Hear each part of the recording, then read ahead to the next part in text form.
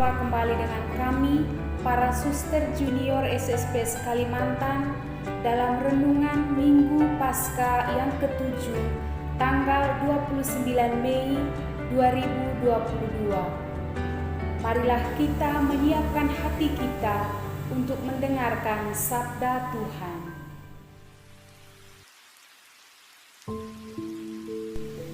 Semoga Tuhan beserta kita sekarang dan selama-lamanya. Inilah Injil Tuhan kita Yesus Kristus menurut Santo Yohanes. Dimuliakanlah Tuhan. Dan bukan untuk mereka ini saja aku berdoa, tetapi juga untuk orang-orang yang percaya kepadaku oleh pemberitaan mereka, supaya mereka semua menjadi satu, sama seperti Engkau ya Bapa, di dalam aku dan aku di dalam Engkau, agar mereka juga di dalam kita, supaya dunia percaya bahwa Engkaulah yang telah mengutus aku. Dan aku telah memberikan kepada mereka kemuliaan yang Engkau berikan kepadaku, supaya mereka menjadi satu, sama seperti kita adalah satu. Aku di dalam mereka dan Engkau di dalam aku, supaya mereka sempurna menjadi satu, agar dunia tahu bahwa Engkau yang telah mengutus aku, dan bahwa Engkau mengasihi mereka, sama seperti Engkau mengasihi aku. Ya Bapa, aku mau supaya dimanapun aku berada, mereka juga berada bersama-sama dengan aku. Mereka yang telah Engkau berikan kepadaku, agar mereka memandang kemuliaanku yang telah Engkau berikan kepadaku, sebab Engkau telah mengasihi aku sebelum dunia dijadikan. Ya Bapa yang adil, memang dunia tidak mengenal Engkau, tetapi aku mengenal Engkau, dan mereka ini tahu bahwa Engkaulah yang telah mengutus aku, dan aku telah memberitahukan namamu kepada mereka, dan aku akan memberitahukannya, supaya kasih yang Engkau berikan kepadaku ada di dalam mereka dan aku di dalam mereka. Demikianlah Injil Tuhan, terpujilah Kristus. Saudara-saudari yang terkasih dalam Yesus Kristus, apa yang kita cintai di dunia ini?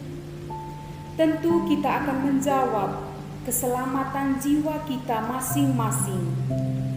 Keselamatan jiwa ini kita peroleh berkat kemurahan belas kasih Allah sendiri bagi kita umat-Nya. Ia memimpin hidup kita melalui penyertaan setiap hari. Ia menguatkan iman kita dalam tantangan dan godaan. Ia menjadi tumpuan dan tujuan harapan hidup kita.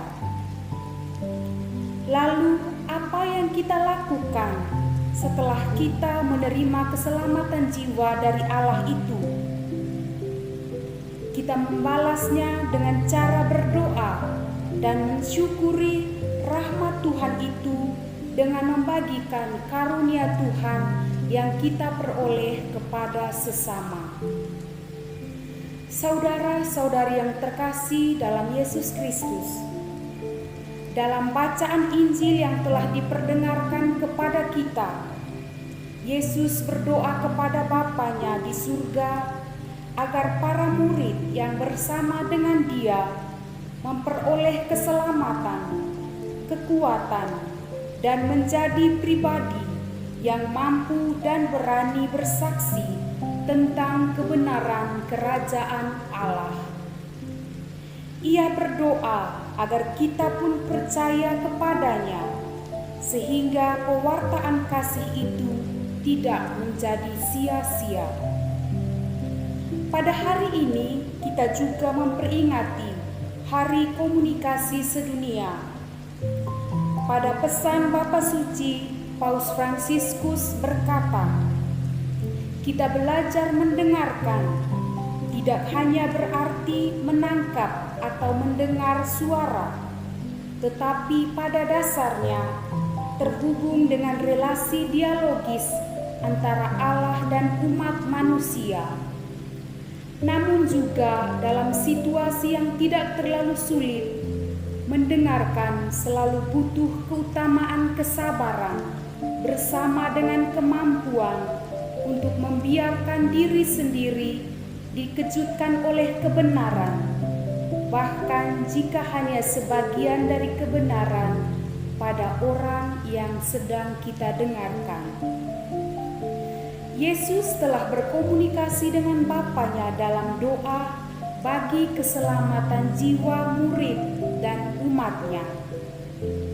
Kita diajak untuk tekun dan setia dalam menjalin relasi atau komunikasi dengan Tuhan lewat doa, lewat penghayatan tugas dan panggilan hidup kita masing-masing, baik sebagai imam, biarawan-biarawati, ataupun sebagai keluarga. Tentu untuk menjalin komunikasi dengan Tuhan dan sesama, kita harus mendengarkan dengan telinga hati, sehingga kita mampu menjadi agen komunikasi yang benar dan bukan bualan semata. Saudara-saudari yang terkasih, yang menjadi pertanyaan untuk kita adalah, apakah kita sudah mendengarkan suara Tuhan dengan hati? Apakah kita sudah menjadi agen komunikasi yang menyuarakan kerukunan, cinta kasih kepada sesama, ataukah sebaliknya? Semoga Tuhan memberkati